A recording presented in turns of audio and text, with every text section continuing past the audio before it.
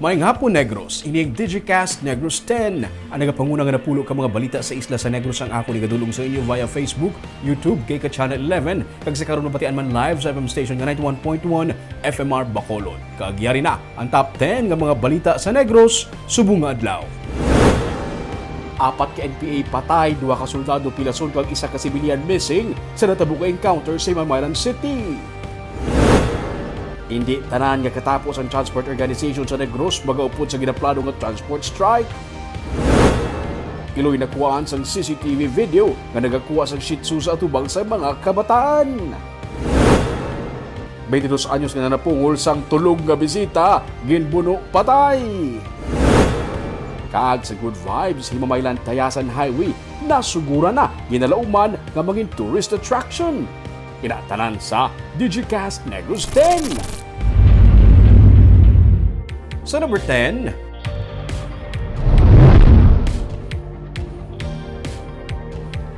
isa ka pribado nga kumpanya ang napabutyag sang interes nga magdumala sa natukod sa karon nga Bacolod General Hospital. Ginsiling ni Mayor Abdi Benitez nga may isa ka private firm halin sa Manila ang interesado nga magdumala sa Bacolod City General Hospital nga ginatukod karon sa Barangay Vista Alegre.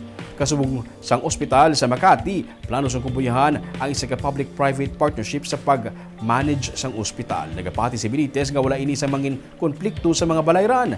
Setyembre 9 sang insugura ng construction sa ospital nga natigayon sa bulig ni Congressman Greg Gasataya. Nagapadayon karon ng construction sang ancillary facilities kag land development sang ospital nga ginapaabot mahuman sa 2024. Kung ang requirements ng hospital will be 1 billion, for example, they can fill in the gap. Kung may alam ita 250, sila magastos ng 750, i-manage nila. But ang tanan nga mga indigent, especially may mga back chip program, they will still have the same benefits as kung din sila magkanto. Ipa-privatize na ito because we are not familiar sa operation. Yes. It's really more of the operation. Yeah. But as far as the service ng medical services side ng hospital, it's still as if it was run by government.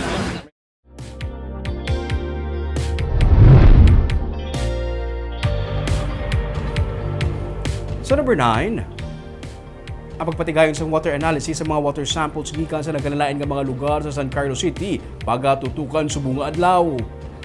Hatagan sang labi nga atensyon ang may matag-as nga kaso sa acute gastroenteritis. 18 kon kabilugan nga barangay sa syudad ang may gid-report nga kaso sa acute gastroenteritis o kon AGE. Nalakip man sa kuhaan sang samples sa mga water refilling station.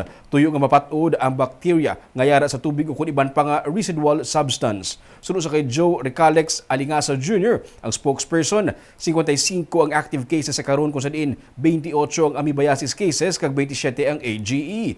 Kumalin Pebrero 1 tubtub Marso 1 nga datos, 469 ang kabilugan nga AGE cases, 60% naman sini amoebiasis cases. Sunod sa kay Alingasa, ginatagan sang syudad sang tanan nga konsiderasyon antes pa man magdeklarar sang state of health emergency. Idi kasunod man sang ginsiling sang DOH nga may mga protocol nga ginasunod antes pa man makapatigayon sang amo nga deklarasyon. Mga team gikan sa DOH Central Office kag Regional Office lakip na Provincial Health Office ang yara sa San Carlos kasunod sa pagsaka sang kaso sang acute gastroenteritis kag amoebiasis para mag-usisa kag mapatuman man sang needs assessment. Sunod naman sa kay Governor Eugenio C. Lacson ang natabo pahanumdum nga dapat regular nga magpatigayon sang lab testing sa ila nga tubig. Ang ratio tayo 60-40. So mostly amoebiasis din. Amo na nga hindi pa question kung si Mayor mag-prepare because for the past years we don't have that number. That huge number nga ang grabe din ang search niya.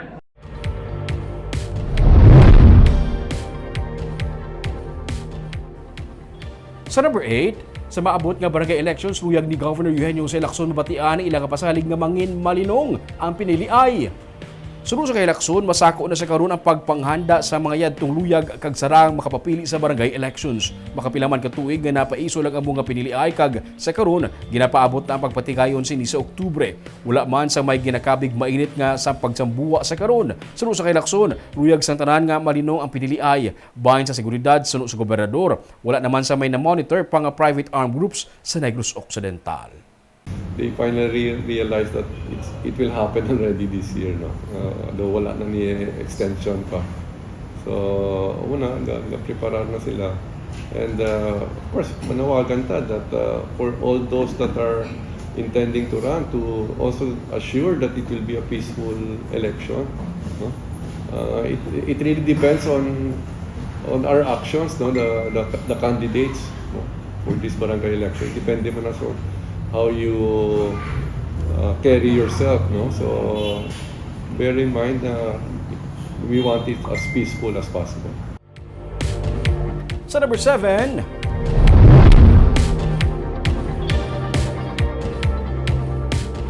lima ang mga arestado sa separado mga buy-bust operation, lakip na ang duha ka mga teenagers. Arestado ang 21 anyos nga high-value individual nga si Herfrans Tuhaw matapos magkuhaan sa masobra 400,000 pesos nga balor sa illegal nga droga sa buy-bust operation kagabi sa barangay Palampas sa San Carlos City. Nakupman sa buy-bust ang isa ka minor de edad nga babae nga nobya ni Tuhaw suno sa PNP. Nakuha kay Tuhaw ang 18 ka sachets ng suspected shabu nga nagabalor sa 432,000 pesos. Detain siya sa karon sa San Carlos PNP samtang gindala naman si DSWD ang iyang nobya.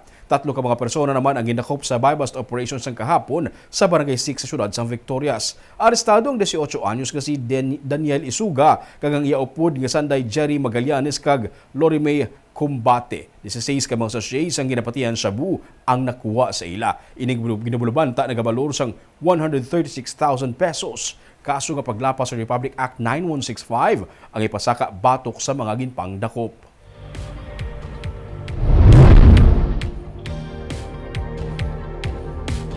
Sa number 6, isa ka lalaki ka nagapanghilamon, patay matapos makuryente. Patay 48 anyos nga si Jose Negres matapos ini makuryente sang Martes sa Barangay Paraiso sa Banwa sang Calatrava. Suno sa PNP, nagapanguwa lang sang hilamon ang biktima sa kilid sang fish pond para kuntani sa iya nga mga ginasagod nga sapat. Samtang nagapanguwa sang hilamon, natandog ni Negres ang poste nga may live wire nga rason sang iya pagkakuryente. Gindala pa siya sa ospital apang gindeklarar nga dead on arrival.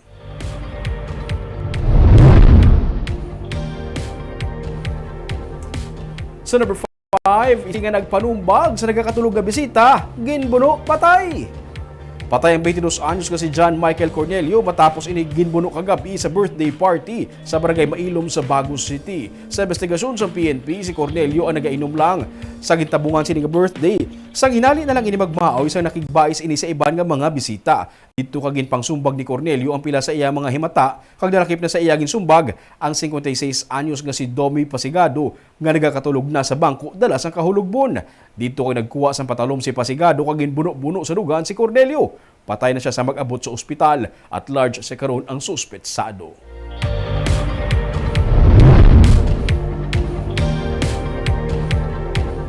Sa number 4, napasar na sa second reading sa House of Representatives ang hagna nga nagatuga sa Negros Island Region. Sunod sa kay Negros Occidental Governor Eugenio C. Lacson nga personal ginpahibalo sang amo nga update ni Representative Mercedes Alvarez kasubong automatic naman ang pagpasar sini sa third reading kag final reading kag pagkatapos sini ulaton ng Senate version. Sunod sa kay Lacson, sang tion sang kampanya madamo sa nagapapili sadto bilang senador ang nagpromisa nga magasuporta sa NIR. Ginpanginbulahan sang senador ang mga kongresista sa ilang aksyon para batigayon ang pagpasar sang NIR.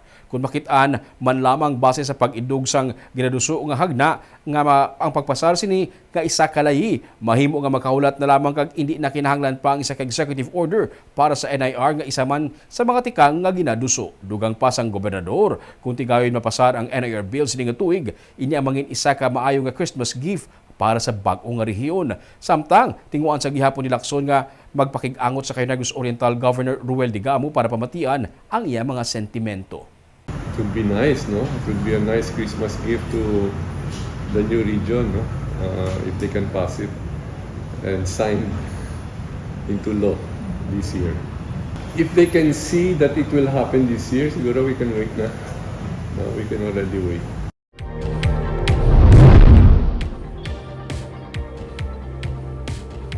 Sa number 3, nakuhaan sang CCTV video ang pagkuha sa isa ka ilo sang isa ka jitsu may nakagwa sa gate sang isa ka balay sa Barangay Alhis sa Bacolod City.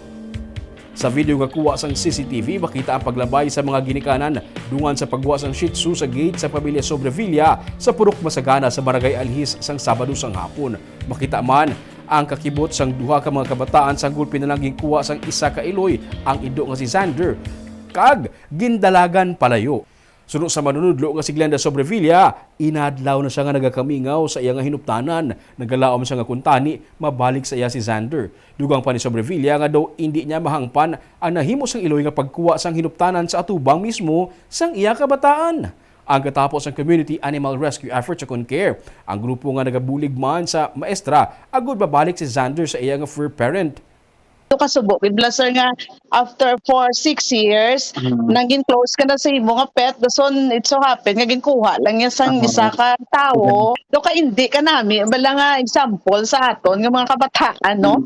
Instead nga model ka as parent, gin-expose nung pasaya sa bagay nga hindi supposed to be. Sa number 2,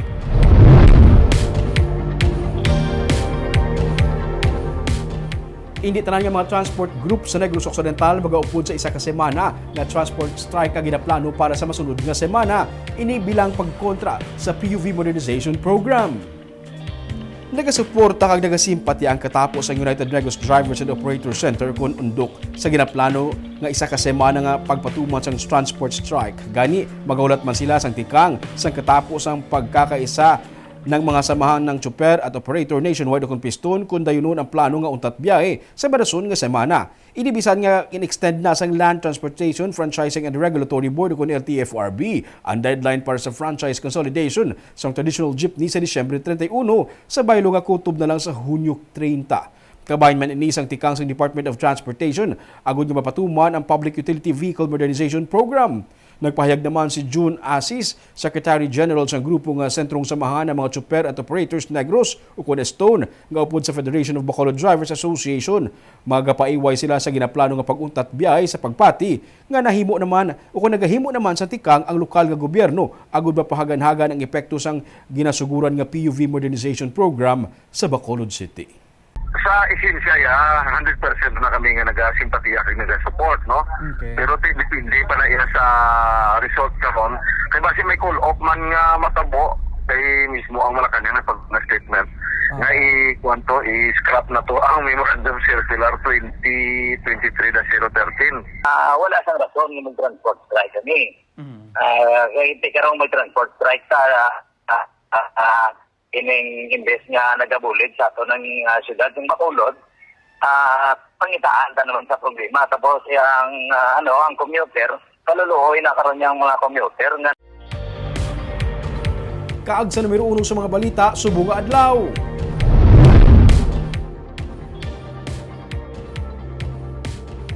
Apat ka mga ginapatihan katapos ang NPA ang patay, duha ka mga soldado pilason kag isa ka sibilyan ang ginreport nga missing sa natabong encounters ang kahapon sa Barangay Carabalan sa Maylan City. Ang mga iban nga evacuees nagpinauli sa ilang mga puluyan kaina pero liwat gipabalik sa evacuation center. Yaring report. Bit-bit pa sa 61 anyos ka si Anyolina Sibil ang litrato sang iya anak samtang yara sa evacuation center sa Barangay Carabalan sa Maylan City kaina sang aga. Humalin pa sang kahapon ang iya pagit-anay sa iya 24 anyos nga anak nga si Dennis. Wala pa siya sang kinan-an kag tinulugan. Matapos matabo ang encounter sang kahapon, may nanugid kay Anyolina nga mga kaigod nila balay nga nakita nila nga may duha ka mga lalaki nga nagkarga sa motorsiklo sa kay Dennis. Matapos ang among insidente, wala na makita ang iya nga anak. Missing man pati ang iya nga motorsiklo. Alimpan niya ako lang nga wag ni kinanan. Wala kinan-an? Ang way ikaway man gana kay way panakita ang bata ko. Gabi wala man tinulugan. Ito ng pabitaan sa mga pulis sa amon sa may Ang bata ko niya. Iya ubra pa na karga tapas pa na. Wala makilalaan kung sanday sino o kung kabahin sang anong grupo ang nagbitbit sa iya nga anak. Gikatuan nila sa punerarya ang apat ka mga bangkay sang mga ginasiling katapos ang NPA nga napatay sa encounter kag ginlantaw ang mga patay pero negatibo. Ginpablatter naman nila ang insidente sa Maylan PNP.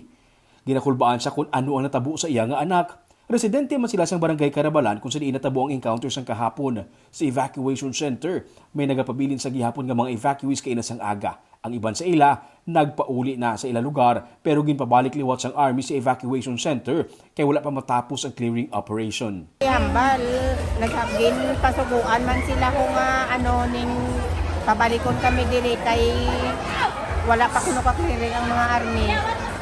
Ang 69 anyos nga si Imelda Panoy nagapanglabasan na tabo ang encounter. Sa piyak sang iya edad, nakuha pa niya nga magdaragan matapos ang sunod-sunod nga mga lupok. Anang panglaba ko yan. Tapos, Ako, tayo, wala ko kasapit panglaba kay nang barak-barak na. nagalagan ka? Sa nagligad nga tuig, may natabo man nga encounter sa Carabalan pero sa lain naman nga sitio. Bali, hindi siya, the same barangay siya, part yapon sa Carabalan, pero hindi siya the same area. Lain nga mga sitio naman to ang previous nga mga encounters. Lain naman siya ang sitio sa. But ang sitio is layo? Layo-layo siya. Dawalos pulo parehas lang yapon ang distansya sa mga previous, no, sa mas layo pa ganito ang Kunalom. Ang area ni Subong mga more or less 30 kilometers lang alin sa 30 kilometers alin sa proper. Sunod sa PNP, as of press time, wala pa makilalaan ang 4 ka mga napatay. Ginpasidungga naman ang 2 ka mga soldado nga nagkalasamaran sa amo nga insidente. May mga matag-as nga kalibre sang armas nga na-recover ang Philippine Army sa encounter site. Ang Carabalan, ang lusot sa Binalbagan kag ayungon sa Negros Oriental. Gani sunod sa mga residente, hindi malikawan nga ginalabihan sang katapos ang rebelde nga grupo. Hindi ini una nga tiuing minatabong encounter diri sa may barangay Carabalan sa Mamaylan City. Nagalaom ang mga residente nga kung tani mahumana ining dalan nga magakonect sa Mamaylan City padulong sa may tayasan sa Negros Oriental. Kay para sa ila kung mag-usbong ang turismo diri sang barangay, papagan-hagan man ang insureksyon. Nagapadayon ang pagpanagtag sang DSSD kag sa barangay sa relief goods sa mga evacuees pati na check-up sa mga naglain ang pamatsag. Nagapadayon ang stricto ka checkpoints ng Philippine Army sa mga nagasinulod sa barangay. Kag sa good vibes!